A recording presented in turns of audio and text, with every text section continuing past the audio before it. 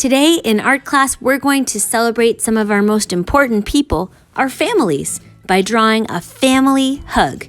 It could be just you and one special person, or several members of your family. We want to draw our bodies nice and big today. So you will need pencil, a paper, coloring stuff, and some circular things to trace. It could be tape, a can, a lid, anything that will help you make big circles for your head. Pause the video here and go look for some round shapes to trace.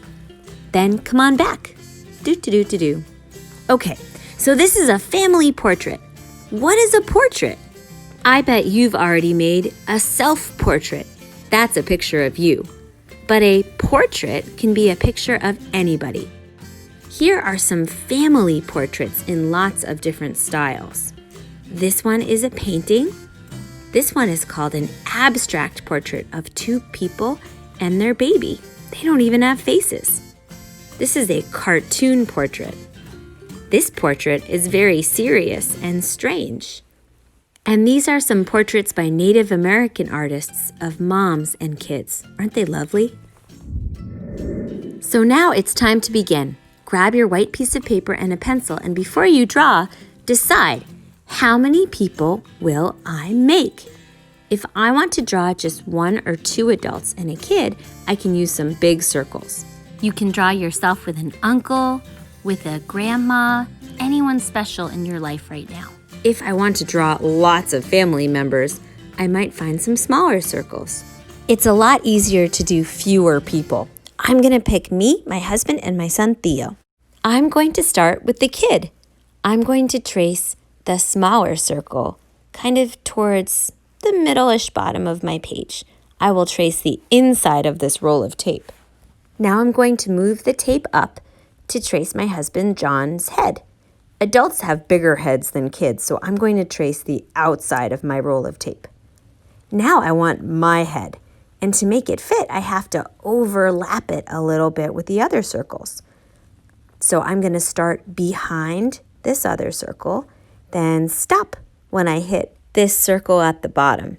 I'm going to fill in that extra space, and look, it looks like my head is kind of tucked behind these other ones.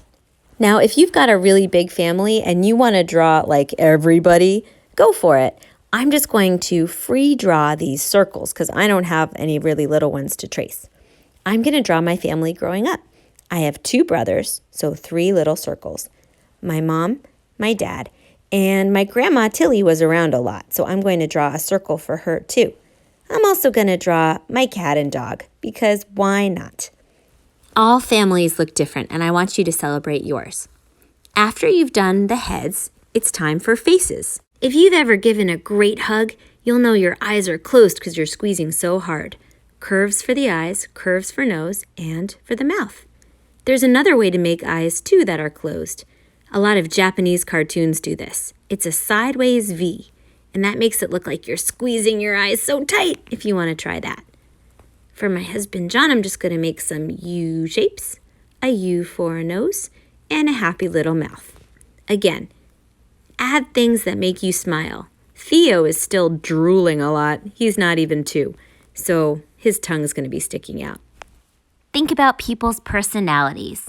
My dad is really calm. My grandma was not a smiler, so I'm just going to make a straight line. I was kind of hyper. My brother was pretty hyper too. So lots of different expressions. Next step, draw the arms. I'm going to start from right around the chin, go straight down and draw most of a rectangle-ish shape. Then I'm going to draw a little bump and a big one to make a hand. For my husband, John, I'm going to make another curvy rectangle. I don't close the top, a bump, and a thumb. For Theo, I'm going to have this rectangle be hugging me, and then I'm drawing in the body shapes. I stop if it's behind somebody else. I'm also going to make 2 lines for Theo's body. And here we are, all hugging. Now, if you've got a big group, start with the arms again. And this might be a little tricky because it's hard to tell where people are going. Make sure everybody's got at least 1 arm. Make sure to add the bodies. And for people on top, just try to fill them in any way that makes sense. Step 6, add details and clothes. And hopefully you're pausing the video and following along. I'm going to start with some ears, then some hair. Theo has super curly hair. I've got some wavy bangs, so I'm going to draw under my circle line for my head, and then another line over. I've also got glasses, and my husband John has glasses too. His are a little smaller than mine. And all these details are so important. Let's see, he's got a little mustache and a goatee thing for a beard, and I'm kind of drawing lightly to make it look fuzzy. He also has these lovely thick caterpillar eyebrows, and usually he likes wearing a baseball hat. So I'm giving him a hat too.